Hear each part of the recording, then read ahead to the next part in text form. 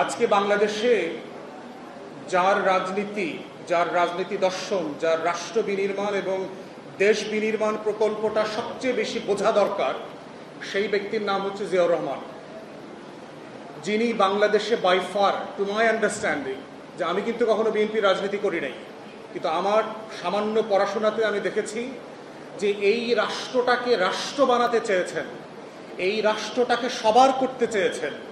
সে পাহাড়ি হোক, তার পাহাড়ের রাষ্ট্র হবে, সে বাঙালির রাষ্ট্র হবে, এটা হিন্দুর রাষ্ট্র হবে, মুসলমানের রাষ্ট্র হবে, হরিজনের রাষ্ট্র হবে, উর্দুভাষীদের রাষ্ট্র হবে, যে যেখানে যে ভাষায় কথা বলেন তার রাষ্ট্র হবে।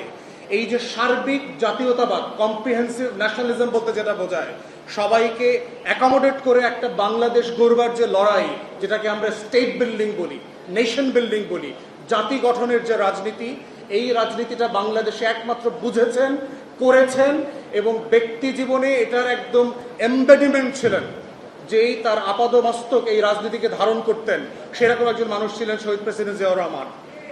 এবং দুঃখজনক হলো সত্য যে আজকে আমরা যারা পুরো জাতীয়তাবাদী ইসলামী মূল্যবোধী বিশ্বাস, এই যে বলয় যে রাজনীতি করি বিভিন্ন দলে দলে, এই ব্যক্তির রাজনীতিটা নিয়ে তেমন কোনো চর্চা নাই, বোঝার চেষ্টা নাই, আমাদের পাঠ্যপুস্তকেও নাই, রাজনৈতিক দলগুলোর মধ্যেও নাই, একাডেমিয়াতে নাই, তত্ত্ব বিশ্ববিদ্যালয় সভা সেমিনার সিম্পোজিয়ামে নাই।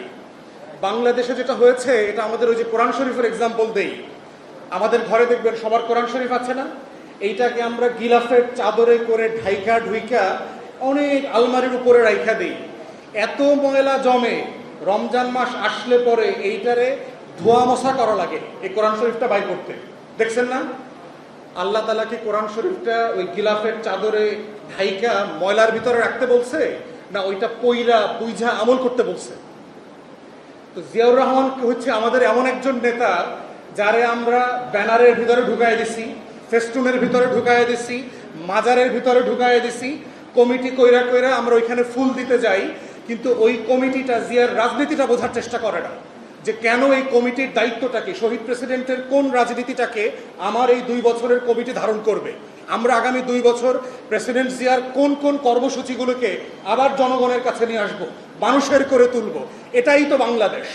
উনি তো ঢাকাতে বসে ক্ষমতা দিয়ে পলিটিক্স করতে পারতেন, ওনার উর্দি পরে, প্যান্ট শার্ট পরে, জিন্স আর গেঞ্জি পরে, কোদাল দিয়ে তো মাটি কাটার প্রয়োজন ছিল না।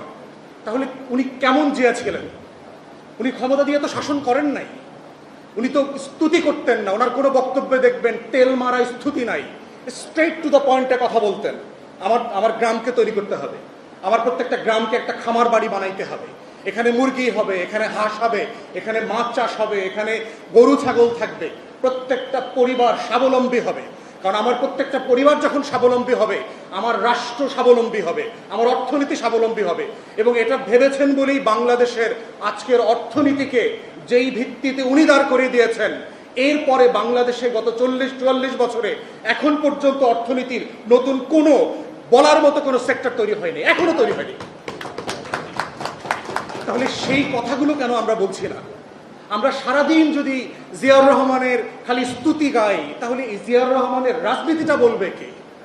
এই জন্য আমি বোধ করছি বাংলাদেশে আজকে 24-এর গণ অভ্যুত্থান পরে যেই মানুষটাকে, যেই রাজনীতিটাকে, যেই রাষ্ট্র প্রকল্প, যেই জাতি গঠনকে আমাদের সবচেয়ে করে বেশি বোঝা দরকার, বেশি করে প্র্যাকটিস করা দরকার, আমাদের কর্মসূচিতে, আমাদের রাজনৈতিক আন্দোলনে আসা দরকার, সেটা হচ্ছে শহীদ প্রেসিডেন্ট জিয়াউর রহমানের সেই 3.5 বছর গোল্ডেন টাইম ছিল বাংলাদেশের ইতিহাসে।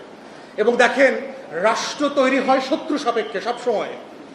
সেই শত্রু সাপেক্ষে রাষ্ট্রকে স্বনির্ভর করবার যে কর্মসূচি, প্রত্যেকটা কর্মসূচিতে শহীদ প্রেসিডেন্ট জিয়াউর রহমান হাত দিয়েছেন।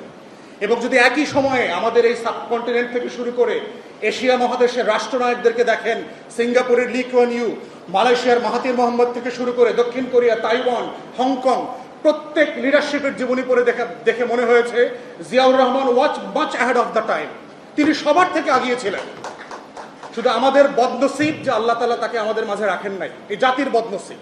এই জাতির ভিতরে এত মির্জাফর, এত লেন্দুক দর্জি, দলের ভিতরগুলোতে, প্রত্যেকটা দলের ভিতরে এত বেশি শত্রুরা, আধিপত্যবাদ দিল্লির ঢুকে গেছে যে জিয়াউর রহমানের মতো নেতাদেরকে এই দেশে বাঁচতে দেওয়া হয় না, তাদেরকে নেতৃত্বে আসতে দেওয়া হয় না।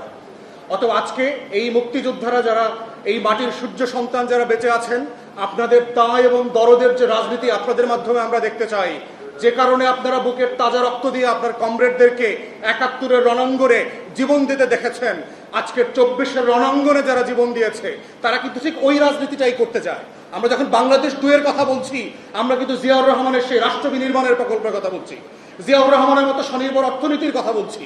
আমরা যখন দায় দরদের নতুন বাংলাদেশের কথা বলছি, আমরা বলছি দিল্লির আধিপত্যকে মুক্ত করে লেন্দুক দর্জি মুক্ত, মির্জাফর মুক্ত বাংলাদেশ করতে।